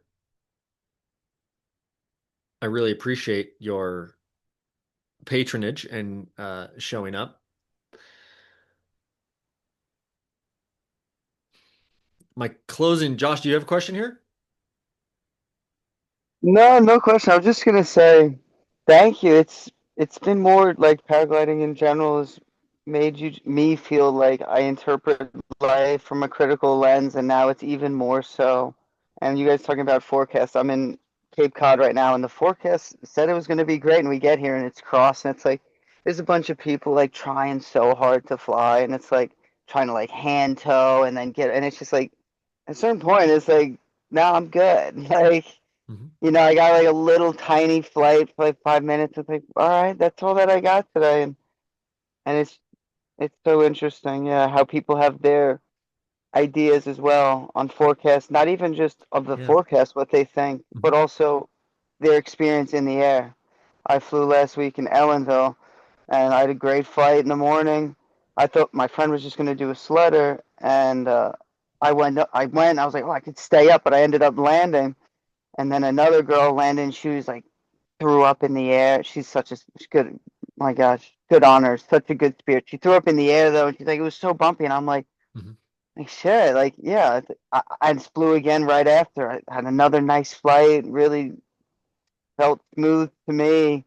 So it's like it's interesting. Even people's experience in the air is different, and it's like, who do you believe? And it's like, of course, you want to hear everyone out, but there's some people that you know their experience affects them so like Mhm. so much. Another Yes. pilot flew Ellenville. The last time he flew, he had some blowback and got scared. And like I was looking at the forecast, and it's a place I haven't flown before, but I was looking at it, and I'm just like, it looks really good to me, like chill, kind of choice conditions. And he was like always and like kind of worried, and I'm like, should I be worried? And I'm like, I found myself like being like Josh, like at the end of the day, it's like make my own assessment, be your own Mhm. pilot. Mhm. And it's just I appreciate your coaching because it's all mindset, and it's like if you can be humble and just go with your intuition, you more times than not you're going to be okay flying. Obviously things can happen, but following your intuition and being humble and listening to people, it gets you pretty far, and it can be super helpful, Okay, Josh, especially you bring up two great points that I'd like to address here. one. The first one is that you get to launch, many people are there, the forecast was wrong, it's not perfectly flyable for whatever reason. The question is, how do we spend our time around paragliding in ways that are productive? I've addressed a little bit earlier that you have many needs that can be met by paragliding, ranging from doing the sport all the way to social, all the way to being outside, all the way to having free time, all the way like all of these things, and having your eyes wide open to, you know what, I'm not paragliding today, but like my friends are here, I'm going to spend time with them, or I'm going to spend time quietly in nature, or I'm going to spend time working on my fitness and moving my body, all of these things, right? I want to address the tactical, technical, how can I spend time on launch and focus on my paragliding when it's not totally flyable? Well, the people who are still kiting and still handling their gliders in a arena that is safe for them to do so are getting something out of it. People who are still curious and playful with their equipment, um, are getting something out of that. Handling your glider, kiting, there's lots of sites and lots of times where the flying it's not flyable, but it's definitely kiteable. And taking those opportunities to kite your glider when you go out, even unpacking, putting your like if it's totally still wind, you unpack, you lay out, you clip in, you do a forward, you rosette, you reset it up, you do another forward, you pack it up and you put it away. You take your harness out, you sim it, you make sure that everything's good. You check the reserve, you repack it, you practice deploy it, look at the speed bar lines, you adjust the length. There's so many things that often go unnoticed, and that when we find ourselves disappointed that we can't fly, we actually just harumph instead of saying, what is it that I can do today? How is it that I can be prepared for the next flight? How can I build my skills here? So keeping your eyes out for any opportunity to handle your equipment, to check on your things, to ask questions, to have discussions. Paragliding specific is an enormous, basically, so many people, when it's not flyable in the way that they expected it to be, throw away their time and do not continue to make productive steps forward in their paragliding because of their disappointment. So being resilient and, in my professional career, one of the things that I know about myself is that I'm the most coachable person in the world. Uh, you know, I can go into a conversation with just about anyone and derive insight and use it to get a clear idea of what embodied action looks like for me to move the needle forward in my life, right? Um, Tiger, to use the Tiger example, he came out and trained with me. It's a very asymmetric relationship of I am the paragliding instructor in this, and while we're on launch, I picked Tiger's brain about entrepreneurship, marketing, sales, so much, so much. So I use my time, like I do not waste my fucking time on Earth. Do not waste your time on Earth. If you are harumphing and in a some kind of ball, just do not waste your time, brother. The other question that Josh brings up here is how to integrate other people's experiences. This is ground suck. You know, Josh said, "Oh, one girl flew and she barfed because she thought it was so bumpy." Well, nausea is actually a fear response, should be noted. Nausea is a fear response. I've been stricken with it myself in paragliding um, a couple of times in enormous life transition. When I went under contract to buy this home, which also felt like proposing to my, at the time, new girlfriend, which also felt like financial insecurity, which also felt like identity insecurity as I went to Turkey to teach SIV. And oh my God, I was just in this enormous fear response. I could not fucking fly to save my life without being nauseous, right? Luckily, one of my students on that trip was an anesthesiologist and was great with nausea medication. And so she medicated me for my nausea, which helped some. But in general, I had to realize, oh, wow, my nausea was actually a fear response. So if you notice that people are feeling nauseous and they have interpretations of the texture of the air, then using that as a grain of salt is like, oh, this person is fearful.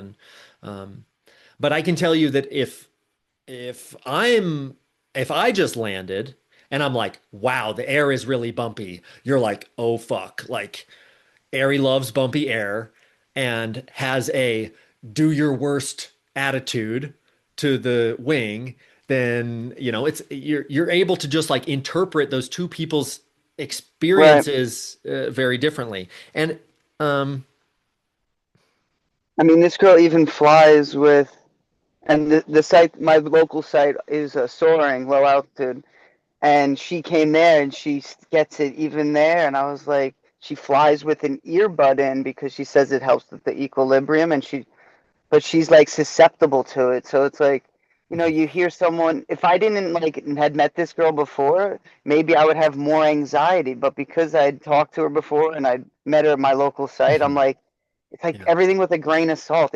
yeah. It's almost like the media. You see something on TV and you're like, okay, I see it, but I don't know if I really think that's true. Just Yeah. because someone says that, I'm not going to just believe you. But anyway, and it's just like, yeah, be your own pilot. And I feel like the better pilot you become, and I feel like also the more comfortable you are in your humility and your own skin, you can feel people's vibration. And like a pilot who's confident and has a good assessment, you can feel.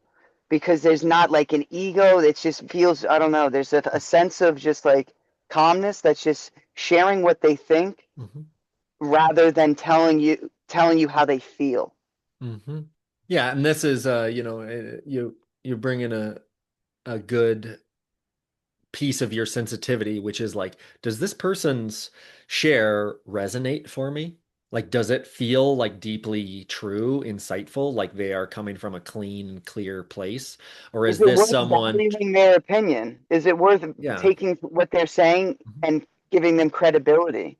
Because at the yeah, end of the day, that's what we're doing with everyone. Anyone speaks to us, we're like, okay, we're listening. And it's like, all right, is that credible? Like you're saying, or at least that's just how I think. I don't think everyone thinks like that, but it's like you're saying something, but does that mean it's true? Like it may be true to you, but that doesn't mean that it's true to reality. And it's just yeah, it's so interesting that like I've gotten to this point, like just thinking deeply on terms of like everything, and flying has made it even deeper. And it's like, wow. So just what wonderful, people Josh. say and how everyone how you communicate it through the Mhm. and move through the world is everything, and Absolutely.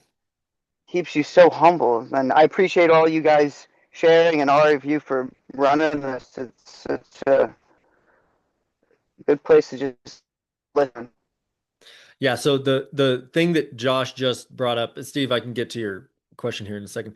The thing that you just brought up is the difference between truthful and true. Truthful is like I'm sharing with you really my honest opinions, my honest experience, my feelings, my thoughts. This is truthful, which does not mean objectively, scientifically true. And knowing those things is really important. And your openness to your intuition of like, who is this and how do I feel about what they're sharing? This also just goes to show that as you progress in paragliding, you want to find your tribe. You want to find a mentor who you really trust. So that when I fly with I still have these people. Like when I fly with Matt Hensey, it's like I don't trust him in really emotionally charged conversations about money, but conversations about paragliding, I'm like, brother, like I have tuned myself to know what the fuck he's talking about and to take it seriously and to heart because I really trust him. We've flown a ton all over the world, huge XCs together. Like I trust him in those contexts. And so knowing where it is, in what context do I trust this person, having a mentor who I feel like has my best interest at heart and also knows my level and can advise me on those things is just it's worth its weight in gold. And gold is so expensive now, as we know.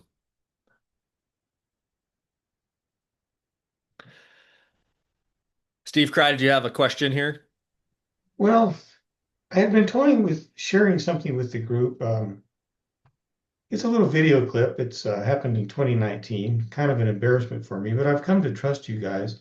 It's the kind of video that Ari would love to put on his YouTube channel and analyze, but I'm going to trust you guys to not do that, uh, even though it might be hard. I got a bad fear injury from this 2019 Telluride. Y'all know about Telluride, launched from Gold Hill. Mhm. Had a little bit of altitude stupidity. Forgot to hook up my speed system. Launched a little late. Mm. Air was kind of rough. Had an unexpected frontal. Didn't know what I was doing. One guy commented who saw it said that, well, you're doing like a pretty interesting spin there at 14K. Thought I was going to go into the wing, screamed in fear like a small child. Finally landed because I didn't have a speed system. I couldn't make it to the standard landing zone. Ended up way back in the valley. Had to land on the tailings. After I land, as I was coming in to land, I took another huge asymmetric, swooped down, almost hit the ground. Finally, just said, "I just fly this thing and get on the ground," and landed and threw up. Yeah. So, would you like to see the video? It's kind of exciting. It's 50 seconds. Sure. I also want to ask you, did you watch the recording where your trusted friends and myself commented on what it is that we saw in your video that you shared with the downward Yeah, some of landing? that was really good. some of it I don't think really applied a whole lot, but I like as an integrated pilot, I try to integrate everything that I see. And what is it that you didn't think applied? A lot of y'all thought that, well, that I was flying a wing that was too big for my ability, things like that, too Why do fast. you think that doesn't apply to you? It may be true, but I'm still going to fly the light. I like it too much. And, at 69, I've got some What do you medical think problems. that you like about flying the light? I just love the way it feels. Of Uh-huh. all the And wings that you've, I've flown, it yeah. just feels right for me. It feels like an old friend. Yes, it's fast, but man, it's solid and trashy air, and I like the way it turns. I like the long brake travel. I don't like a wing that's too jumpy and twitchy. I just love the way it feels. I've flown a lot of different wings. I just like it. And so why do you think that the four people in question seeing your outcomes in paragliding on that wing, why do you think it is that that doesn't apply to you? Well, I mean, it applies, but I've had bad outcomes on low V wings too.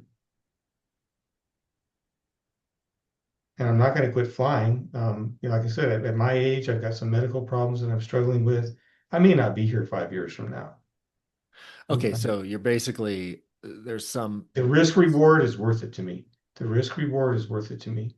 And what I do is I moderate my flying to, for example, I'm not going to fly Windy Point anymore in the afternoon because then there's too much of a danger of that site going katabatic, and then I don't have the. Usually when I fly Windy Point and land at that tight little LZ, we're landing around 11 in the morning, and there's a very reliable wind coming up the valley.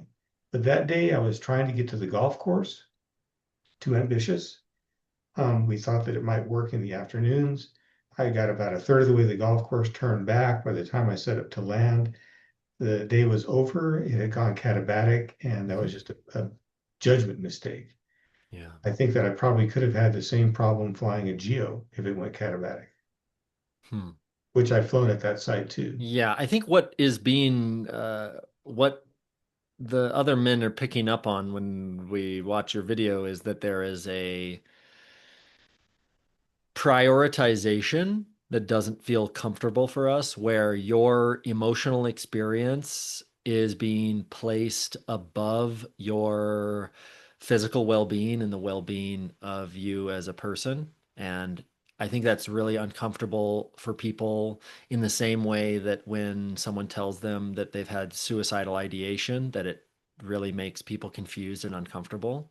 Unless you've been trained in some kind of crisis management, having people who don't care enough about their well-being to make really conservative decisions in a fatally dangerous action sport is just generally really uncomfortable for people. And I think that when I watch your videos and talk to you now, there is this discomfort of that there is some kind of low self-esteem or low, like there is a way that you are perceiving yourself as there's some way that you're perceiving yourself where you're justifying what seem to be, um, I wouldn't say wholly irresponsible, but definitely not conservative Well, I certainly don't decisions. want to make the group uncomfortable. I don't want to share anything with the group if it's going to make people uncomfortable or think that I have suicidal ideation. I've been through a lot in my life. My wife died slowly from dementia over a period of 4 years. For the Mm-hmm. last year of her life, I watched her. Uh, I was her caregiver because the unskilled nursing centers wouldn't take care of her, wouldn't change her, wouldn't feed her. Mm-hmm. So for the last year of her life, I was her caregiver. Mm-hmm. I had to, change her diapers, feed her little bits of food. Mm-hmm. And there's a joy in paragliding that I have that keeps me centered and focused. Certainly not suicidal. I mean, the worst fear I have about a paragliding accident is that I won't be able to fly. I'm Yeah, less the concerned with. question, I guess I have two questions. One is like, how did the experience of caring for your wife and being so closely connected to her death affect your risk taking in paragliding? And then the second question is, It moderated it. I'm taking far less risks now than I used to. Interesting. And Like then the I do not fly midday air ever, no matter what. yeah, and so the Things like that. discrepancy here that doesn't make sense is that if you're not flying midday air as a means to fly safer, right? To take less risk, then why is it that if you don't fly in midday air, then you're flying a glider that's designed explicitly, specifically, and almost exclusively for flying fast, far, active thermic air? Well, the air can get kind of thermic even 3 hours before sunset, but where I fly in Franklin Mountains, there's a it helps to have a decent glide to not just always have sledders from Agave Hill. So the other day, that video that I posted, that was not a thermic day. That was a smooth air day. And my friend Clint on his Swift 6 managed to bench up, but he's a little bit better pilot than I am, and he just barely managed to bench up. On the light, because the glide is good, it's easier to bench up. But I have other wings. I mean, I've got, you know, low B wings too that I fly. It's just that something about the light feels good. I like that. And do you recognize what it is that feels emotionally good about flying the light? It's just the feel of it in the air. It smooths out the bumps. It's not too twitchy to turn. It's like I weight shift, I turn. It feels like it carves really nice. Um, I don't need a wing that like spins up tight in the core. It's like I more of a cruiser. It's almost like the difference between a dirt bike and a So the question was whether you recognize like you recognize on some level that you are an emotional player in an emotional game. The paragliding gives you sure. some kind of emotional reward. And the question is whether or not you recognize the emotional gain or what it is that you feel about yourself, who it is that you are when you fly a light versus flying a student glider. I don't really look at it as how I feel about who I am. I'm interested in the instantaneous feeling that I get while I'm flying. Yeah, and so one thing that your brothers, who you said that you now trust them in the group, are trying to invite you to consider is that there is some emotional reward that you're getting from making your glider decision that you seem closed off to consider. Well, can I tell you why I chose to even start flying two-line ENC wings? Um, I suppose maybe there's So, information here. so John Gallagher, a mentor of mine that I've known for many years, he's a kind of a big muckety muck pilot from up in New Hampshire. He's 72, I think. Okay, you're losing us. Well, he's I've flown with him for years, and he's been flying two liners for the longest time. I landed next to him in uh, Red Rocks a few years ago, and I think at that time was flying a Peak 3, and I mentioned something to him about, man, I'm never going to be on one of those two-line death machines, and he said, these new ENC two-liners that are coming out are not going to be death machines. And I said, really? He says, yeah, don't fly them in crazy air. They're solid, they're nice. And I trust his judgment. He knows how I fly. He's flown with me a lot. He knows my skills. And so I took a chance and I bought the Photon and I just loved it. He actually then moved down from his Peak 3 to a Photon. We've flown together many times. When I switched from the Photon to the Light, interestingly enough, he also did. He shares my love for the way that wing handles, flies. Yeah, I suppose that if it really blows up and gets into a cravat, I might have to toss my reserve, but I've thrown my reserve before when flying an E and B. Mhm. So Yeah. there's a risk This is reward to paragliding. this is not I don't think that I'm definitely not trying to convince you about what you should do objectively in your career with your glider decision. My job as I've made it in this world is just to invite your consideration and to stir your reflection on yourself and what it is that from all vantages helps you make decisions in your life that have your needs met and I think that there are some needs that are being met for you by your glider decision that you're not wholly recognizing as What you. do you think they are? Help me out. Don't just tease me.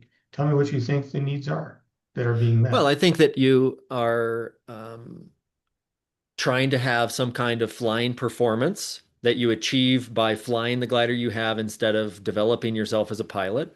I think that you likely feel a sense of belonging or expertise in paragliding because you fly a two-liner.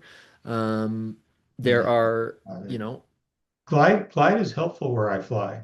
So a lot of times glide can help you not just reach goals, but it can help you reach a better LZ and like I where you don't said, have I'm to not land trying in to a convince horrible. you, like I said, I'm not trying to convince you of who you are or what your motivations are. My course that I've created here is an invitation for your consideration. And for the last four sessions, you have, I would say, wholly refused the invitation to consider these things.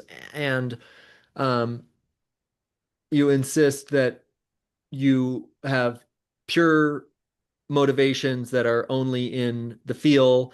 And it's okay. It's totally fine. My my work is only in invitation, brother. So Okay. I I that's all I I think I that's need all I can do. coaching on how to talk, honestly. That was such a nice way of saying that. Like, well done. I do They, have other wings that are lower aspect ratio that I do fly when I think that it's appropriate. For example, when the launches are very difficult, I don't take the light up there because it's a snaky wing and it's hard to launch. So, I might take my high B wing, my Swift 6 up to a launch that's really snaggy and tricky. Mhm. So a lot of times when I'm flying the light, it's from a launch that I think it's safer. Yeah. Um, you know, I I don't think that you're crazy, and I don't think that you're inexperienced or that you make uh wholly bad decisions.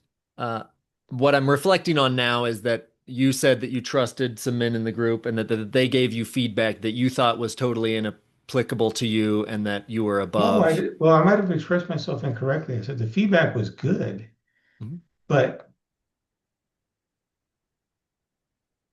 I just don't want to stop flying the light. mhm. I Yeah, and will I don't think stop doing anyone's things like trying to convince you. we'll stop flying that site when it could go catabatic because that's Mhm, your very first session we talked about how can you learn from paragliding mistakes without really getting hurt? Well, you can have close calls and then modify your behavior. For mhm, example, if you guys still want to see this video, one of the reasons I had a problem with that flight was I wasn't taking oxygen with me to launch, which I do now. If mhm. I'm going to launch from someplace like Gold Hill or Monroe Peak, I'm on oxygen while I'm setting up because it helps me be less stupid and make bad decisions. Yeah. Well, Steve, We're kind of out of time, anyways. we are out of time, but I honestly, Steve, I just want you to know that I have actually really appreciated your involvement and your engagement in this. Thank you. Um, you have brought a lot of energy and discussion to the course, and I so appreciate it. Okay. Um, to the rest of you guys, thank you so much for being here. It's been wonderful being with you. I encourage you to get as much out of paragliding as you possibly can. All of the joy and camaraderie, all of the mastery and self-respect, all of the excitement and adventure that you can, and that you build yourself up consciously using paragliding as a tool for your own transformation and development. Okay. I'm here for you. Stay tuned. Lots more collapse videos and emergency maneuvers things coming out this week. So thanks so much for being here. one question before you go. Are you gonna do something like this again in the future, or is this You know, kind of Josh, like I'm a? not sure, brother. I am just It's not pretty dope, sure. though. Thank you. Yeah, the paragliding men's group is the heart of my business. And I think the more that I focus on the paragliding men's group and helping men with their spiritual, psychological, relational development is so rewarding for me. And there's a lot of fathers and a lot of husbands who really derive so much benefit from that, that I think the more I focus, the more positive impact I have in this world. Yeah, it's So, appreciated. And like if I didn't have plans already this winter, I'd love to tag along for a tour. But Colima. yeah, I was there last year. It was awesome. Such a Mm, nice spot. awesome. But yeah, if you'll be there next year, I'd like to go back. I know they do like a big thing in October. Yeah, Kalaka Fest. Yeah, that was just last weekend, 2 weeks ago. Yeah, but Okay, yeah, guys, thank you so appreciate much. it. Stay in touch, all right? Be good, All everyone. right. Thanks, guys. Thanks, Ari. Thank you, Steve Brown. See you later. Thank you. Goodbye. Thanks, Michael.